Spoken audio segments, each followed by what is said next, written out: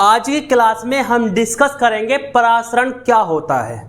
यदि आप लोगों ने ये वीडियो पूरा देख लिया तो परासरण नामक टॉपिक आपके दिमाग में छप जाएगा। जी हाँ, दिमाग में छप जाएगा।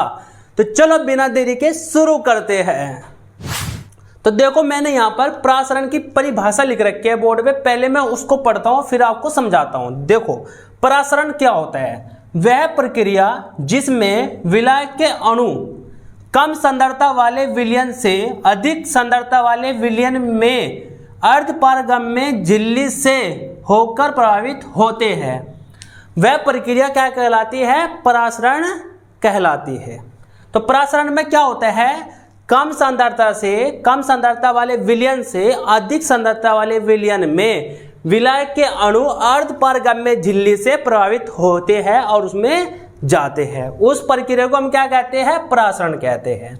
देखो, अर्धपारगम्य झिल्ली क्या होती है? इसमें से केवल विलायक के अणु गुजर सकते हैं। मतलब ऐसी झिल्ली जिसमें से केवल क्या होते हैं? सिर्फ विलायक के अणु ही गुजरते हैं, उसको हम कहते हैं अर्धपारगम्य झिल्ली। जैसे जो सभी जीव जंतुओं की त्वचा होती है, स्किन होती है, वो क्या होती है? अर्धपारगम्य झिल्ली होती है। देखो, जो हमारी त्वचा है ना, स्किन है, उसमें से सिर्फ पसीना बाहर निकल सकता है, ना कि खून। क्या खून कभी निकलते देखा? नहीं। लेकिन ये क्या है? एक झिल्ली है, इसमें से क्या निकल सकता है? पसीना निकल सकता है। इसलिए हम इसको कहते हैं अर्धपारगम्य झिल्ली। तो देखो, यहां पर हमारे पास दो बीकर हैं।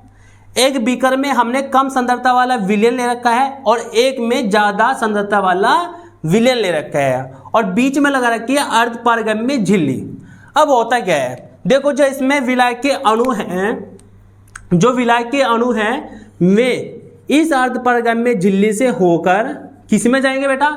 इस वाले में। किस में जाएंगे? इस वाले विलयन में, जो ज्यादा सांद्रता वाला विलयन है। यही तो कहते हैं हमारा परासरण। ठीक है, अब देखो, अब समझते हैं हम परासरण दाब को कि परासरण दाब क्या होता है। देखो, इन दोनों बीकर पे हमारा वायु दाब लग रहा है, लेकिन वह दाब जो परासरण की प्रक्रिया को रोक देता है उसको हम क्या कहते हैं? परासरण दाब कहते हैं। जैसे हमारे पास यहाँ पर वायु दाब है, यदि मैं इसमें परासरण दाब को जोड़ दूं, किसमें बेटा? परासरण दाब मतलब कोई बाह्य दाब और लगा दूं, तो जो ये हमारे विलायक के अणु इधर आ रहे थे तो ये क्या हो जाएंगे? आने उधर बंद हो जाएंगे। जैसे हम यहाँ पर दाब लगाएंगे, इस वाले पे जैसे हम यहाँ पर दाब लगाएंगे तो जो विलायक के अणु उधर जा रहे थे वे उधर जाने बंद हो जाएंगे। तो जब ये इधर जाने बंद हो जाएंगे तो उस दाब को, जिस दाब से यह प्रक्रिया रुक गई, जिस दाब से विलायक के अणु उधर जाने से रुक गए, उस दाब को हम कहते हैं परासरण दाब। और इसको हम प्रदर्शित करते हैं बेटा किससे? पाई से प्रदर्शित करते हैं। किससे बेटा? पाई से प्रदर्शित करते हैं। अब देखो, थोड़ा इसमें डेरिवेशन है, उसको समझते हैं। देखो क्या होता है, जो हमारा पाई होता है वो समानुपाती होता है हमारे सी के। किसके बेटा? सी के। जहां सी सांद्रता है बेटा। क्या है? सांद्रता। पाई समानुपाती होगा टी के, जहां टी हमारा तापमान है। क्या है? टी तापमान। इसको इक्वेशन फर्स्ट मान लेते हैं, इसको इक्वेशन सेकंड मान लेते हैं। तो समीकरण एक वह समीकरण दो से, समीकरण दो से तो क्या होगा बेटा? पाई हमारा दोनों में कॉमन है, दोनों कॉमन ले लेंगे। दोनों में समानुपाती का चिन्ह कॉमन है, समानुपाती का चिन्ह ले लेंगे और यहां पर आ जाएगा सी और टी। क्या आ जाएगा? सी और टी, सांद्रता गुणा तापमान। उसके बाद समानुपाती का चिन्ह हटाएंगे, एक नेतांक आता है और नेतांक आता है यहां पर हमारा आर। क्या होता है? आर। तो आर सी टी हो जाएगा। आर क्या हो जाएगा? C T. तो पाई बराबर क्या हो जाएगा? R C T. जहां हमारा आर क्या है बेटा? आर गैस नेतांक है बेटा। क्या है?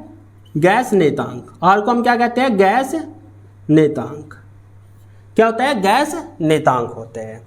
ठीक है, आर हमारा क्या होता है? गैस नेतांक होते हैं। देखो, सी बराबर हमारा होता है एन और वी। सी बराबर हमारा होता है एन और वी, सी बराबर हमारा क्या होता है एन और वी, तो सी बराबर हमारा हो जाएगा एन और वी। अब इस वाले को हम यहाँ पर पुट करेंगे तो पाई बराबर हो जाएगा हमारा N upon V R T.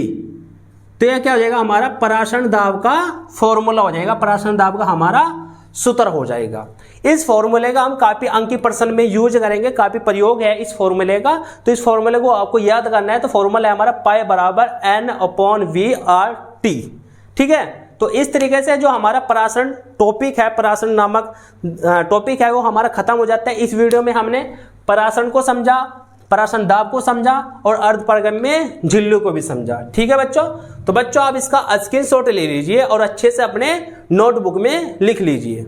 यदि बच्चों आप लोगों को ये वीडियो अच्छी लगी है, कॉन्सेप्ट आपकी समझ में आया है, तो प्लीज आप हमारे चैनल को सब्सक्राइब कर दीजिए।